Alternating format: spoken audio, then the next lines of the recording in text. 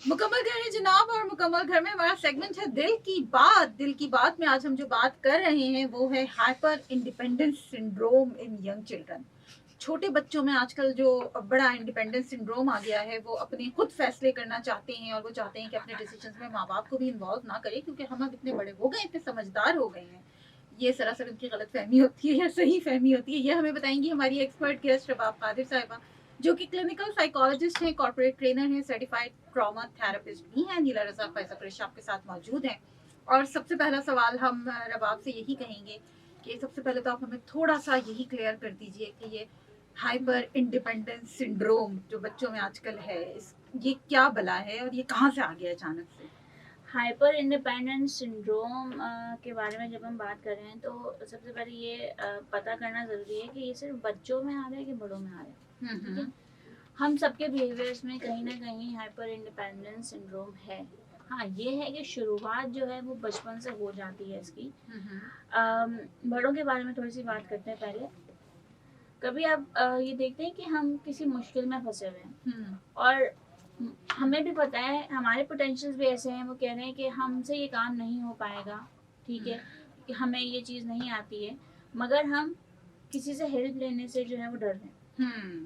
ठीक है, जैसा भी करना है खुद करना है, जैसा भी करना है खुद करना है, और हम चाहते भी हैं कि कोई हमारी हेल्प कर दे, शायद आगे से कभी हमें हेल्प ऑफर भी होती है, बट हम क्या कहते हैं कि नहीं, मैं अपना काम खुद कर लूँगा। ठीक है, ज्यादातर ये वाला जो कॉन्सेप्ट आ गया है कि मैं अगर कुछ अच्छा होने वाला है तो आप किसी को नहीं बताओ, ठीक है, लोगों की नजर लग जाती है। ठीक है, ये सारी चीजें साइंस हैं कि आप हाइपर इंडिपेंडेंस की तरफ जा रहे हैं। हाइपर इंडिपेंडेंस से मुराद ये है कि इंडिपेंडेंस के उस लेवल पे जा रहे हैं आप जिसमें आपको शायद किसी और की जरूरत नहीं है। ठीक है, टीनेजर से ये मसला ज़्यादा शुरू होने लग जाता है। वजह ये होती है कि आपके जो टीनेजर्स हैं उनकी लाइफ में, सबकी लाइफ में एक ऐसा फेज आता है कि वो ईगो सेंट्रिक हो जाते हैं। सही। ठीक है, ईगो सेंट्रिक से मुराद ये है कि उनके अंदर एक सेल्फ ऑफ आइडेंटिटी का कॉन्सेप्ट जिंदा हो जाता है कि मैं बहुत खूबसूरत भी हूँ, मैं इंटेलिजेंट भी हूँ। तो आपने देखा भी होगा कि यंगस्टर्स जो हो रहे होते हैं उनके वो ज्यादातर जो है वो सेल्फ सेंटर्ड हो जाते हैं अचानक से, अपने आप पे ज्यादा ध्यान देने लग जाते हैं, अपने इमोशंस पे ध्यान देने लग जाएंगे, अपने पेरेंट्स पे ध्यान देने लग जाएंगे। जो चीज चाहिए वो चाहिए, जिद करके भी लेनी है, क्योंकि वो चाहे वो किसी के भी पास है, आप अफोर्ड नहीं कर सकते, बट आप अपने लिए इतने ज्यादा सेल्फ सेंटर्ड हो गए हैं कि अब आपको वो चीज चाहिए। तो ये साइंस एंड सिम्टम्स होते हैं। फिर क्या करते हैं कि पेरेंट्स या बिल्कुल निग्लेक्ट कर देते हैं बच्चे को।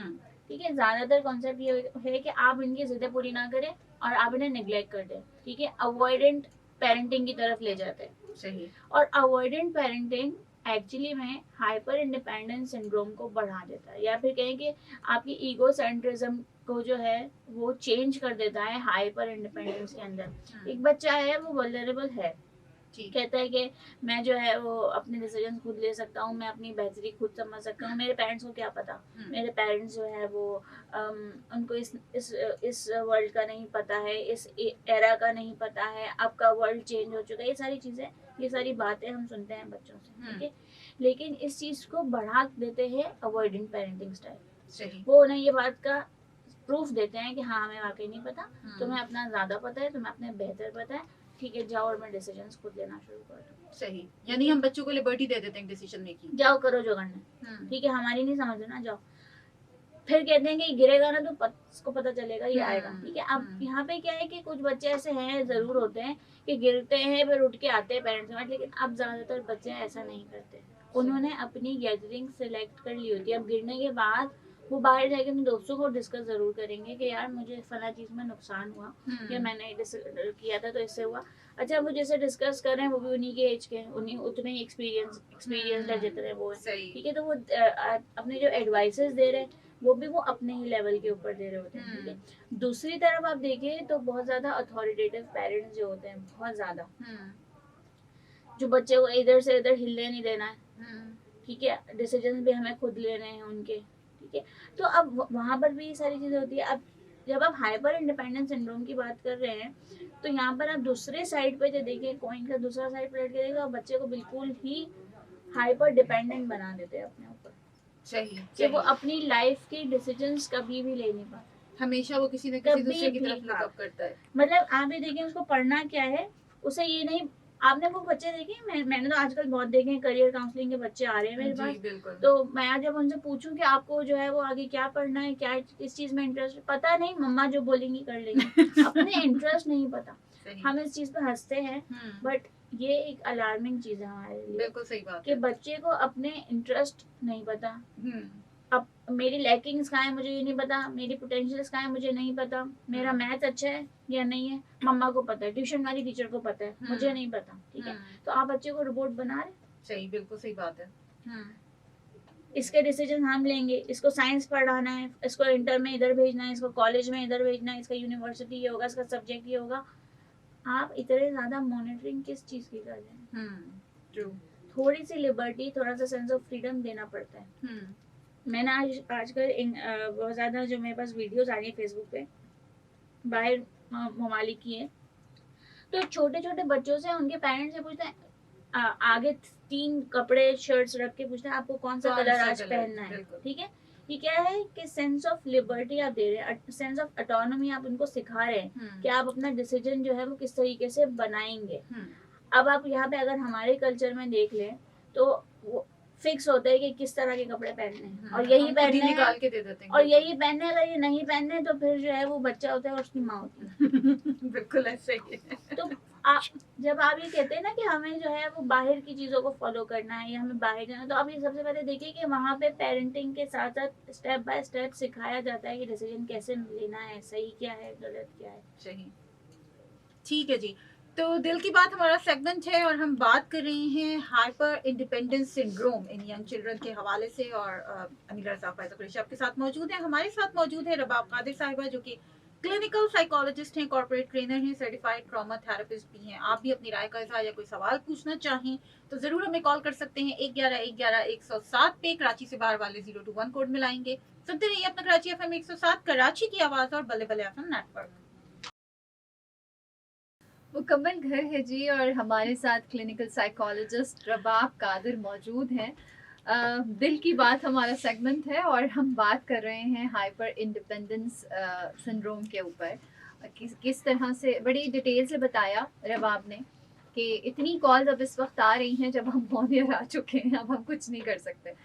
तो हम बात कर रहे थे जी, बड़ा अच्छे से बताया रबाब ने। रबाब, इसका हल क्या है? क्योंकि आजकल तो ये मसाइल बड़े बढ़ते चले जा रहे हैं, और हम फर्स्ट थिंग में मैं और अनीला ये भी बात कर रहे थे कि जो एक लड़के और लड़की का भी जो एक डिफरेंस है ना, वो भी बच्चों में आ गया है, और उस पर भी बड़े कॉन्फ्लिक्ट्स हो जाते हैं कि आपने इजाज़त जो है वो, भाई तो ये कर रहा है तो मैं क्यों नहीं कर सकती। सब में ये बहुत ज़्यादा कॉन्फ्लिक्ट्स हो गए हैं बच्चों में ना अब। देखिए मैं हमेशा से ना, मैं काउंसलिंग सेशंस में बात करूँ, मैं पेरेंटिंग सेशंस में बात करूँ, मैं ऑनलाइन सेशंस में बात करूँ, मैं हमेशा से एक बात बोलती हूँ कि बच्चे के आप हमेशा से रीज़न दें कि अगर आप भाई को एक चीज़ अलाउ कर रहे हैं तो वो उसे क्यों अलाउ नहीं की जा रही है। कई घर मैंने ऐसे देखे कि लड़कियों को हर चीज़ अलाउ होती है, लड़कों को नहीं होती, ठीक है। तो वो एक्चुअली में जो है वो लड़के इस चीज़ के ऊपर लड़ते हैं जिंदगी भर के, बहनों को तो आपने कभी नहीं रोका, ठीक है। तो आप हमेशा से, पेरेंट्स क्या करते हैं, रीज़न नहीं देते, बस वो डिसीजन दे देते हैं, ठीक है। आपका जो टाइम है वो आपका बच्चा आपसे कहेगा क्यों, ऐसा क्यों, ठीक है। देखिए, सवाल करने का हक बचपन से है, सबका है, ठीक है। लेकिन हमारा प्रॉब्लम ये होता है सोसाइटी में कि जब हमारे पेरेंट्स से हम सवाल करते हैं तो वो हमें, क्योंकि उनके पास जवाब नहीं है, तो वो बच्चे को एक लेबल दे देंगे कि तुम बदतमीज हो, तुम्हें तमीज नहीं है, तुम्हें मैंने मना कर दिया, तुम आके तो सवाल कर रहे हो मुझसे, क्योंकि आपके पास जवाब नहीं है, ठीक है। इट्स इम्पोर्टेंट कि अगर आप किसी के ऊपर अपना कोई डिसीजन रख रहे हैं तो आप उसको रीजन तो दें। सही। और ये एक माँ या बच्चे का एक बॉन्ड नहीं है, ये एक इंसानी हक है कि अगर कोई इंसान के ऊपर आप अपना एक डिसीजन रख रहे हैं तो आपसे वो वजह पूछेगा, ठीक है। और जब वो आपसे वजह पूछता है तो आप उसको चुप करवा देते हैं, आप उसको चुप होने की ट्रेनिंग बचपन से देते हैं। फिर एक दूसरा बहुत बहुत बुरी चीज़ है जो मुझे बहुत बुरी लगती है कि हमारे पेरेंट्स जो हैं वो जब छोटे बच्चे लड़के जब रोते हैं तो उनको ये कह देते हैं कि ना तुम लड़के हो, तुम रो मत। हमने इमोशंस को भी डिस्क्रिमिनेट करके रखा है कि लड़कियों के इमोशंस हैं और ये लड़कों के इमोशंस हैं। क्यों? कहाँ लिखा हुआ है? ये आपने खुद बनाया है। ठीक है, अगर एक लड़का रो रहा है क्योंकि उसके अंदर फीलिंग्स है और ये बिल्कुल कॉमन है, अगर एक लड़की गुस्सा कर रही है तो वो भी एक फीलिंग है और ये बिल्कुल नॉर्मल है। आपके इमोशंस, बहुत सारे साइकोलॉजिस्ट भी कहते हैं कि नेगेटिव इमोशंस, आपने भी सुना होगा वर्ड नेगेटिव इमोशंस। इमोशन आपका कभी भी नेगेटिव नहीं होता मेरे हिसाब से, मेरा हिसाब गलत भी हो सकता है बट मेरे हिसाब से। क्यों? हैप्पी, आप कहते हैं कि हंस रहा है बंदा, हैप्पी है, तो एक वो पॉजिटिव इमोशन है, ये कहते हैं ना। अब आप मुझे एक बात बताएं, एक बंदा जो है वो लगातार 2 घंटे हंसता जा रहा है बैठ के, हंसते हंसते हंसते उसकी इंटेंसिटी चेंज हो गई, जोर जोर से हंसने लग गया। अब अगला बंदा जो बैठा है सामने, वो क्या कहेगा उसको? क्या वर्ड बोलेगा? पागल पागल हो गए हो, क्या हो गया तुम्हें, क्यों हंस रहे हो? तो वो जब एक पॉजिटिव इमोशन था तो उसके ऊपर उसको ये वाली बात क्यों की गई? क्योंकि आपके इमोशन पॉजिटिव या नेगेटिव नहीं है, उसकी इंटेंसिटी बता रहे हैं, आपका बिहेवियर बता रहे हैं कि क्या चीज नेगेटिव है और क्या चीज पॉजिटिव है। तो हमने ये डिस्क्रिमिनेशंस करके रखे हुए हैं, प्रॉब्लम ये है हमारी। आप कहते हैं कि लड़का जो है उसका एक जेंटलमैन होना चाहिए, तो आप उसके अंदर से वो जेंटल का कॉन्सेप्ट तो खुद निकाल देते हैं कि आप रो नहीं सकते, तो फिर बचा क्या उसके पास? गुस्सा, वो तो उसको आ ही रहा है वैसे। तो जब आपने उसको खुल के रोने नहीं दिया तो वो खुल के हंसेगा भी नहीं, वो गुस्सा ही करेगा। तो ये सारी चीजें हमारी पेरेंटिंग के जरिए हमारे पास आ रही होती हैं।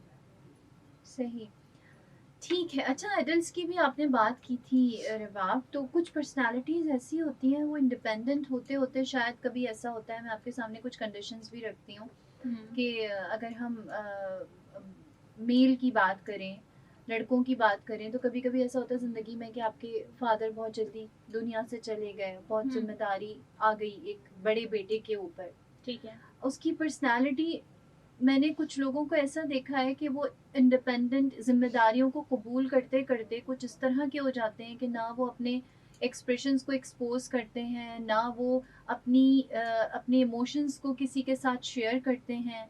मतलब उनकी एक अजीब सी पर्सनालिटी बन जाती है, ना उनको गुस्से का इजहार करना आता है, ना उनको मोहब्बत का इजहार करना आता है। उसको हम कहते हैं कोल्ड इफेक्ट्स, कि आप बिल्कुल जो है ना, वो आपके अंदर कोई इमोशन नहीं है, बिल्कुल कोल्ड इफेक्ट है आपके अंदर। लेकिन ऐसा नहीं होता। ऐसे लोग अकेले में जितने इमोशंस एक्सप्रेस करते हैं अपने आप के साथ, आपको इस बात का अंदाजा नहीं है। ओवर थिंकिंग उनको शदीद होती है, ठीक है, क्योंकि रिस्पॉन्सिबिलिटीज है ना, उसे ये बात पता है कि मेरे ये गोल्स हैं, ये कल मुझे पूरे करना ही करना है, ठीक है। उसकी ओवर थिंकिंग, उसकी फ्रस्ट्रेशन, उसका एग्रेशन, फिर कभी उसकी वजह से होपलेसनेस, और कभी फिर उसकी वजह से आपका जो है वो रोना आता है, ठीक है। लेकिन ये सारे इमोशंस वो, अब जैसे आपने सिचुएशन बताई कि घर का सबसे बड़ा बेटा है और फैमिली के हिसाब से पर्सनालिटी वाइज उसका करेक्टर ऐसा बना हुआ है कि ये सबसे ज्यादा स्ट्रांग है, रिस्पॉन्सिबल है, स्ट्रॉन्ग है, ये हर चीज को संभाल लेगा, घर का हर काम उसने करना है। अब अगर ऐसा बंदा फैमिली के सामने ही कभी रो देगा तो क्या फैमिली उसकी इस चीज को एक्सेप्ट करेगी? पहले तो वही कि सब परेशान हो जाएंगे, ठीक है। फिर हमें बीइंग अ ह्यूमन एक दूसरे की होप एक्सपेक्टेशंस इसको तोड़ना भी नहीं। तो इस तरह के लोग जो है वो डिप्रेशन की तरफ, एंजाइटी की तरफ ज्यादा जा रहे होते हैं, क्योंकि उनके पास सपोर्ट सिस्टम कम होता है। वो जो भी शेयर कर रहे हैं वो खुद से कर रहे हैं, समझा भी रहे हैं, खुद को समझा रहे हैं, मोटिवेट भी कर रहे हैं, खुद को कर रहे हैं। लेकिन आपको रबड़ बैंड नहीं है कि आप अपने आप को खुद कितना स्ट्रेच कर सकते हैं। कभी कभार आपको कोई इंसान चाहिए होता है कि जो आपको समझ सके, और ऐसे लोगों के पास सपोर्ट सिस्टम की कमी होती है। तो वो अकेले में रोएंगे भी, नींद भी उनकी जो है वो डिस्टर्ब होगी, ओवर थिंकिंग भी उनकी चल रही होगी, एग्रेशन भी उनको आ रहा होगा, लेकिन वो घर से बाहर निकालेंगे। बहुत सारे ऐसे केसेस देखे हैं मैंने कि जिसमें उनके जो रिलेशनशिप्स होते हैं ना, जैसे आजकल लोग डेटिंग भी कर रहे हैं, एंगेज भी हैं, तो इस तरह के लोग अपने इमोशंस अपने पार्टनर के साथ निकाल रहे होते हैं, लेकिन अपनी फैमिली के साथ नहीं निकालेंगे जिनकी रिस्पॉन्सिबिलिटी उनके ऊपर। तो ये ऐसा होता है। तो यहाँ पर देखें, अगर मैं हाइपर इंडिपेंडेंस सिंड्रोम की बात करूँ और एक डिपेंडेंट पर्सनालिटी की बात करूँ, इंडिपेंडेंट पर्सनालिटी की बात करूँ, तो ये बिल्कुल अलग चीज़ है। हाइपर इंडिपेंडेंस सिंड्रोम के अंदर आपको ये समझे कि आपके ऊपर लाजिम हो जाता है कि मुझे मेरा डिसीजन अब लेना पड़ेगा खुद से। मुझे ट्रस्ट इश्यूज हैं यहाँ पे लोगों के ऊपर, मेरे पे कोई रिस्पॉन्सिबिलिटी है, जरूरी नहीं है, लेकिन मुझे यहाँ पे लोगों के ऊपर इतने ट्रस्ट इश्यूज हैं कि अगर कोई बंदा मुझे सामने वाला बैठ के मुझे सही बात भी बता रहा है मेरे बारे में, तो मुझे लगेगा ये बकवास कर रहा है और मुझे बिल्कुल नहीं सुननी इसकी बात। मुझे अपना डिसीजन खुद ही लेना पड़ेगा। लेकिन आप जो कह रही हैं कि इंडिपेंडेंट पर्सनैलिटी, वो एक रिस्पॉन्सिबिलिटी बेस्ड काम है, उसके ऊपर रिस्पॉन्सिबिलिटी आएगी ना, बुरा वक्त आया तो ये बंदा इतना स्ट्रांग हो गया, वो एक अलग चीज़ है, ये एक डिफरेंट चीज़ है। तो हमें यहाँ पे डिस्टिंग्विश करना पड़ेगा। यहाँ पे हमें ट्रस्ट इश्यूज की वजह से हम लोगों की तरफ जो है वो नहीं जा रहे और अवॉइडेंस की तरफ जा रहे हैं, और वहाँ पे हम लोगों के लिए ही काम कर रहे हैं। तो ये डिफरेंस है दोनों के अंदर। और जब बच्चे, जैसे अभी हम कुछ देर पहले बात भी कर रहे थे, वो कहते हैं कि अम्मा अब्बा को नहीं पता, ये ओल्ड एज हो गए हैं और इनका, हमारी जनरेशन चेंज है और अब जो कुछ हो रहा है, जो नया ज़माना है उसके बारे में उनको नहीं पता, उनको अंदाज़ा नहीं है। तो फिर वहाँ पे किस तरह से जो है वो डील किया जाए, हम इसके ऊपर बात करते हैं रबाब। और रबाब कादिर हमारे साथ मौजूद हैं, क्लिनिकल साइकोलॉजिस्ट हैं। नीला रज़ा ख्वाजा कुरैशी भी आपके साथ मौजूद है। दिल की बात हमारा सेगमेंट है, हम हाइपर इंडिपेंडेंस सिंड्रोम के ऊपर बात कर रहे हैं और आप सुन रहे हैं अपना कराची FM 107, कराची की आवाज़, Bulle Bulle FM network. Call कर सकते हैं आप हमें 11 11 107 11 11